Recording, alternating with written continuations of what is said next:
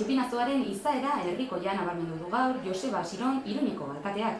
Izan ere, bilkura egin du txupinazoa botatzeko 4 hautagaitzekin.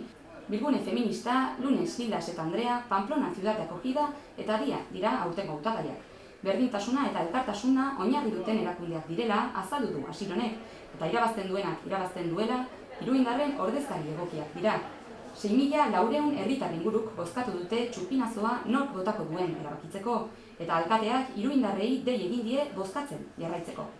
Eta esaten ari nintzen aurtengo profila ikusten dela elkartasuna eta berdintasunaren inguruan doala. Hori oso ongi dago, badakigu San Ferminetan kontzeptu horiek bautela esan nahi berezia.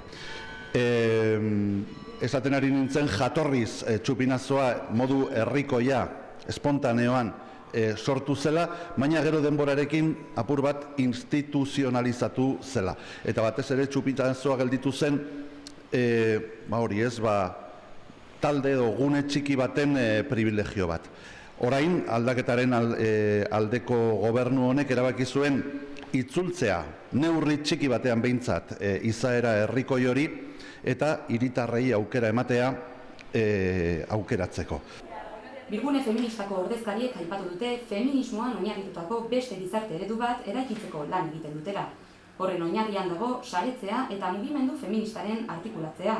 San Ferminei begira kolektiboekin eginiko lana eta protokoloaren zabalpena azpimarratu dute. Motorea gure apostu nagusia izan da emakumeen arteko sareak artikulatzea, jostea, aliantzak sustatzea, feminista anitzen eta ezberdinen artean, eta horregatik guk gure ekarpen handiena Iruñerriko mugimendu feminista indartzen eta sendotzen egiten dugu. Herri San Ferminen plataforman kolektibo askorekin, tartean Peñen Federazioarekin, eta beraiek, proposatu gaituzte aurten bilgune feministari nolabait aitortzeko eta azaleratzeko espazio hortan egindako lan guztia, erasoen aurkako protokoloak zehazten, genero perspektiba txertatzen. Bestalde, Lunes Hildas eta Andreak Asun Casasolaren hautagaitza balioetsi dute, 2008ko San Ferminetan erail zuten emakumearen ama. Txupinazoa botatzea erailketa matxistaren aitortza soziala izanen litzatekeela aipatu dute, justiziak sekula egin ez duena. Eraso sexisten aurka urtetan eginiko lana ere nabarmendu dute. Pamplona Ciudad de Acogidak Jamila Afrikako emakume beltz bat proposatu du txupinazoa jaurtitzeko.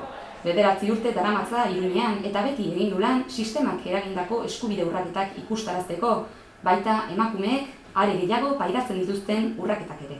4. hautagaiak Nafarroako Diak voluntarioen lana balioetsi du, 700 baitira elkartearekin lanean dihardutenak.